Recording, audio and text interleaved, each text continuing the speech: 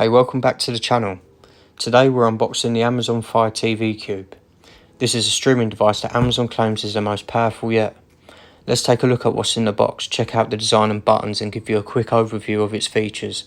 Let's jump into it. Let's start by peeling off the seal. A little bit about the Cube. It packs a powerful 2GHz octo-core processor, making it the fastest Fire TV. It also supports Wi-Fi 6E for lightning fast connectivity and delivers stunning 4K HDR visuals. And there it is, neatly wrapped inside. Let me just tilt the box so you can get a good look at how everything is packed. Now let's pull out the Cube itself. Here on the side it provides instructions for optimal placement. Keep it unobstructed where you sit. Make sure it's at least 30cm away from your speakers and avoid placing it in a closed cabinet. It's good to know for your setup later. Next, let's check out what's in the accessory box. This is the UK version, so here's the 3-pin plug. The design is compact and here's the connector that plugs into the Fire TV Cube.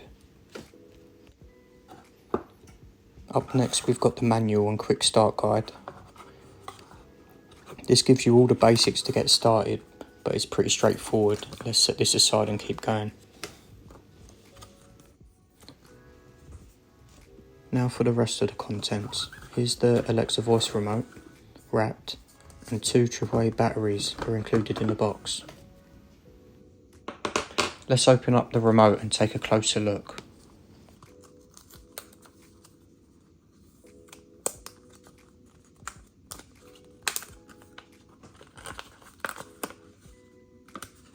It features shortcut buttons for Prime Video, Disney Plus, Netflix and Amazon Music. And I have to say, the remote feels great in the hand compared to previous generations. Here we have the Fire TV Cube, still wrapped up. Let's take a closer look.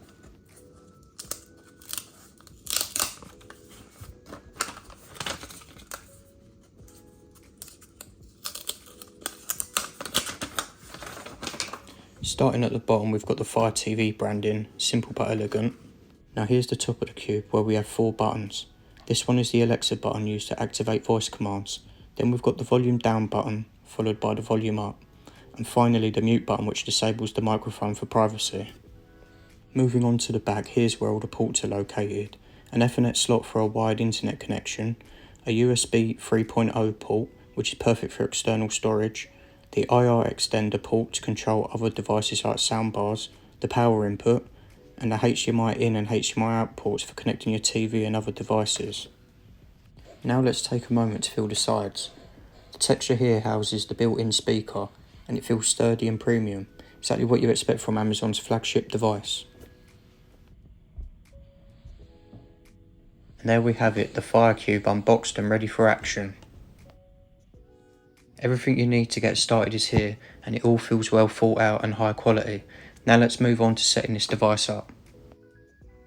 Once you've powered on the Fire TV Cube, the first screen you'll see is the language selection. Here you simply choose your preferred language. Next, the Cube will download the latest software updates. This might take a few minutes, but it ensures the device is running with all the latest features and fixes. After that, you'll need to sign in with your Amazon account to access all your apps and services. Let's skip ahead now to the main interface.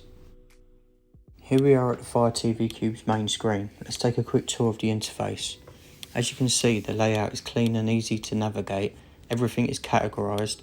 This just makes finding your content simple. Now let's take a closer look at the home screen menu.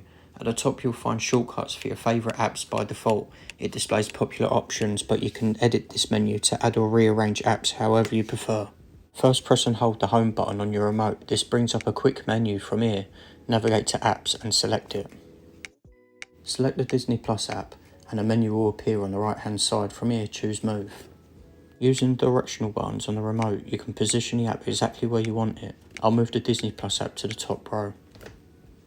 And there you have it, the Disney Plus app is now added to the top menu for quick and easy access. This little customization trick lets you prioritise the apps you use the most. The Fire TV Cube comes with a USB 3.0 port at the back, which is great for adding extra storage or playing media directly from a USB drive. Once your USB is plugged in, head over to the input section on the home screen. And then from there select Media Player and the Fire TV Cube will show the files available on the USB drive. I'll play a quick example, this one's from a recent YouTube video.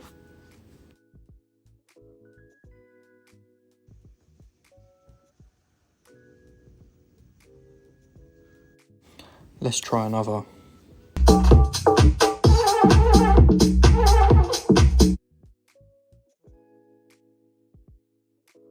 This is a cool feature to show.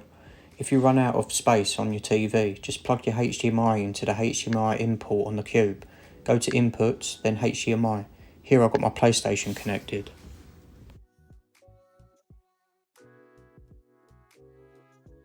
The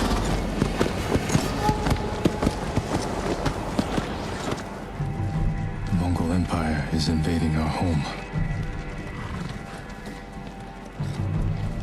They are brutal. Relentless. Then when you want to come out of it, just press home on the remote. Another cool feature is using the hands-free Alexa. Alexa, turn on Disney app.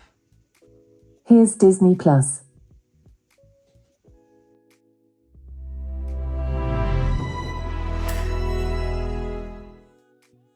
You can also get Alexa to turn up and down your volume or turn off your TV. So that's the Amazon Fire Cube, unboxed, explored and ready to deliver an awesome streaming experience. If you're looking for a powerful all-in-one device for your TV setup, this might be worth checking out. You can get it for around £140. Let me know what you think about the Fire TV Cube in the comments below, and if you enjoyed the video, don't forget to hit that like button, subscribe and ring the bell for more tech reviews. Thanks for watching, I'll see you on the next one.